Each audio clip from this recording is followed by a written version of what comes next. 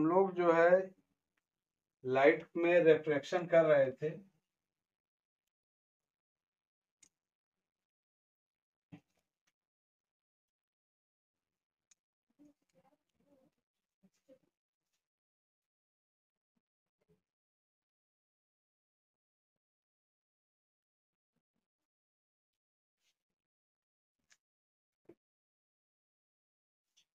Refraction में हमने आपको बता दिया था कि what is refraction, laws of refraction, ये दोनों चीजें क्लियर थी।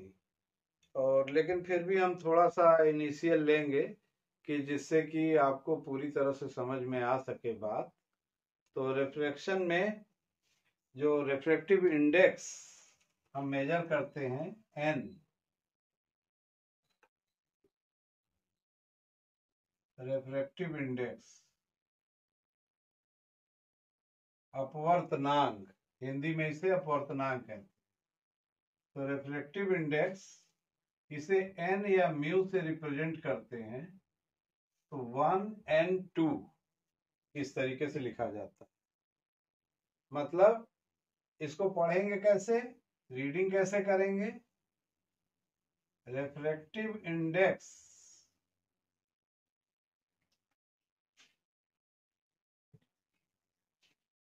ऑफ टू, यानी second medium with respect to first medium.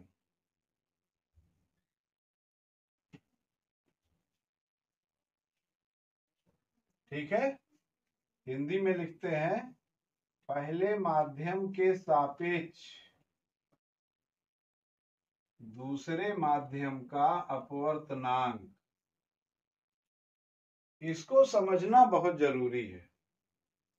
1n2 refractive index of second medium with respect to 1, ये हमें ध्यान रखना है। यानी हम अपवर्तनांक किस माध्यम का ज्ञात करते हैं, हमेशा ये जो बाद में लिखा रहता है उस माध्यम का अपवर्तनांक या रिफ्रैक्टिव इंडेक्स ज्ञात करते हैं, पहले माध्यम का नहीं ज्ञात कर रहे होते।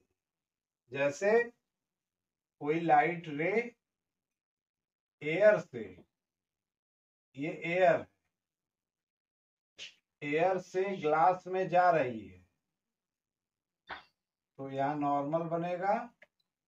नॉर्मल बनने के बाद ये रे इधर आ गई, ग्लास में आ गई, तो हम ग्लास का रिफ्रैक्टिव इंडेक्स निकाल रहे हैं, ना कि हम एयर का निकाल रहे हैं। ये बात ध्यान रखनी चाहिए।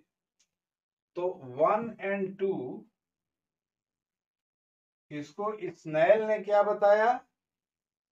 स्नेल ने जो रिफ्रैक्टिव लॉज है, रिफ्रैक्शन लॉज, उसमें sine I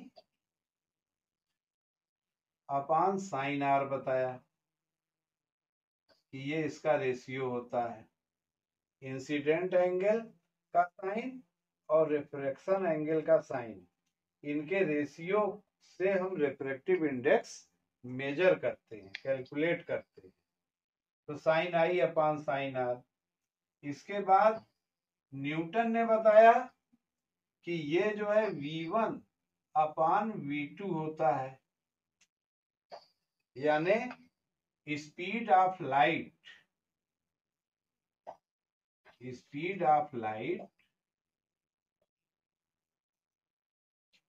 in first medium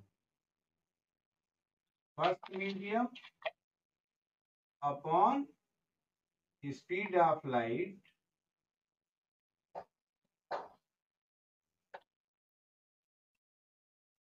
in second medium.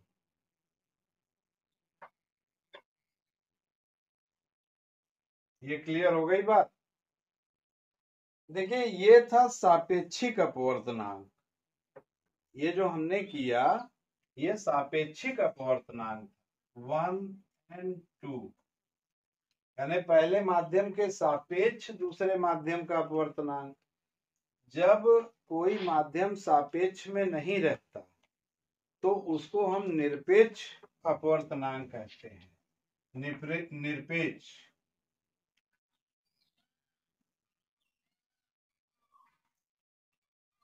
अपवर्तनांक।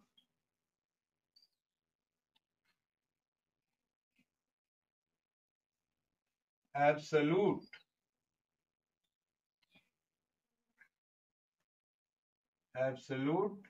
refractive index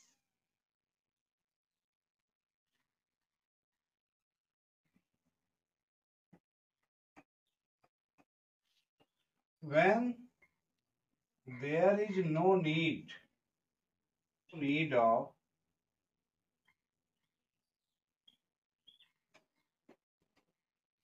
relative medium, then the refractive index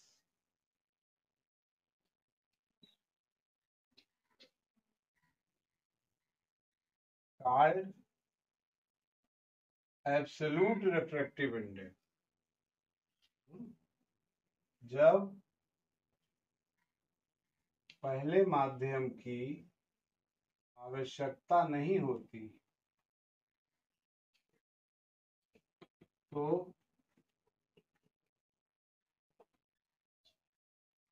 अपवर्तनांक को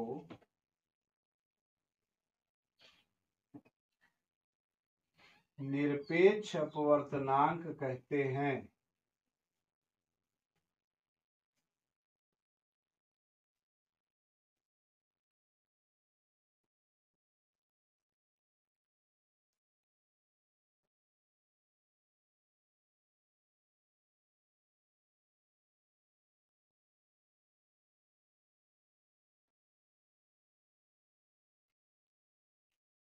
रिवर्जिबिलिटी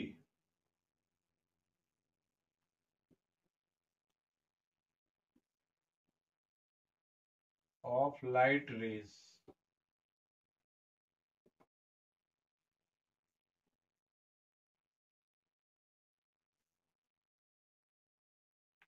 रिवर्जिबिलिटी ऑफ लाइट रेज।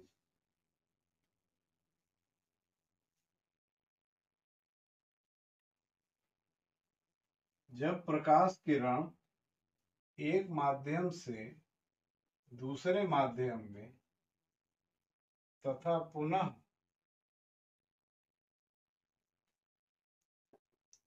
दूसरे माध्यम से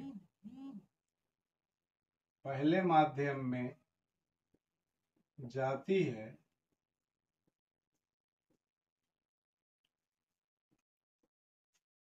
तो इसे प्रकाश किरणों की उत्क्रमणीयता कहते हैं। When light rays passes from one medium to second medium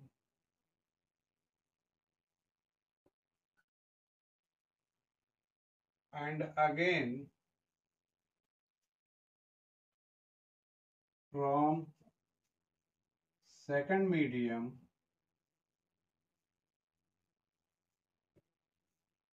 to first medium, then it is called reversibility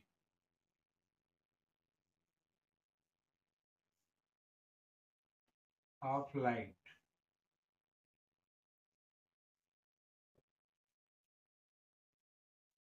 ठीक है।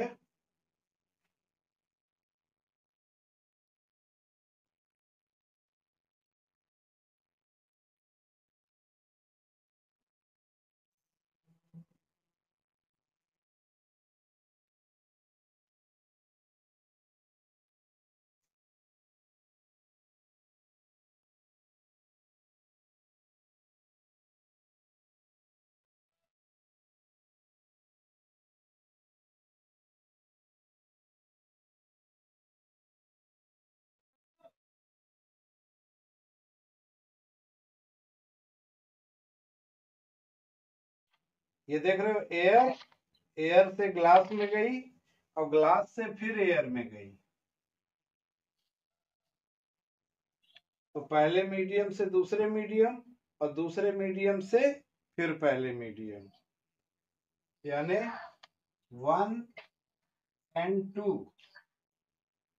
तो यहाँ एयर है और ग्लास, एयर के रेस्पेक्ट में ग्लास में गई इंटू ग्लास के रेस्पेक्ट में एयर में गई, तो इनका जो प्रोडक्ट है वो 1 हो जाता है।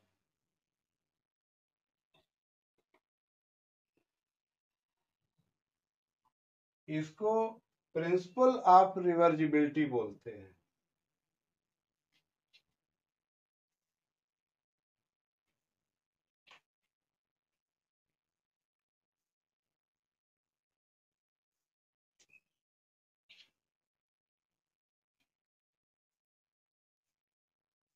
Principal of रिवर्जिबिलिटी।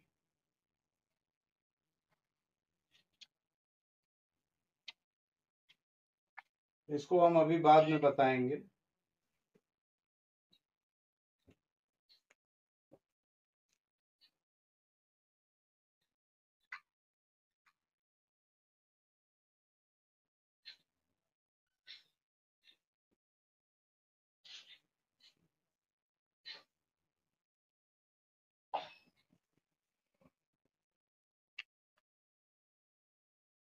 पहले माध्यम के सापेक्ष दूसरे माध्यम का अपवर्तनांक, दूसरे माध्यम के सापेक्ष अपवर्तनांक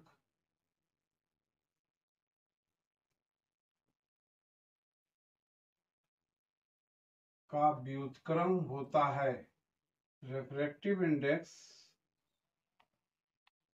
of second medium is reciprocal of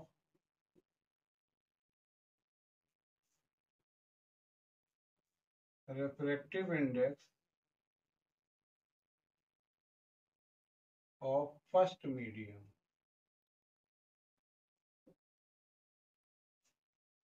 Refractive index of glass with respect to air, it is equal to 1 upon refractive index of air with respect to glass।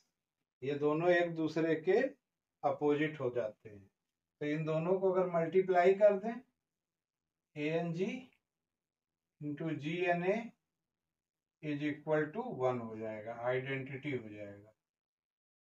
इसी को प्रिंसिपल ऑफ रिवर्जिबिलिटी या लॉ ऑफ रिवर्जिबिलिटी कहते हैं। ले लीजिए तो VA upon VG into VG upon VA हो जाएगा बाई लॉ ऑफ न्यूटन। ये कट जाएगा, ये इक्वल टू 1 आ गया राइट हैंड साइड।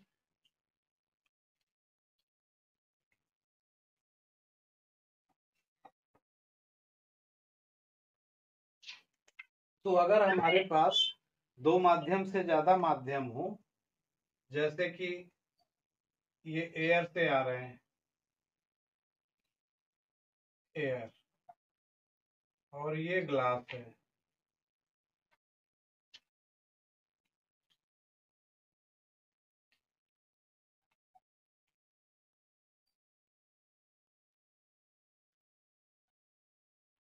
ग्लास से हम वाटर में आ रहे हैं,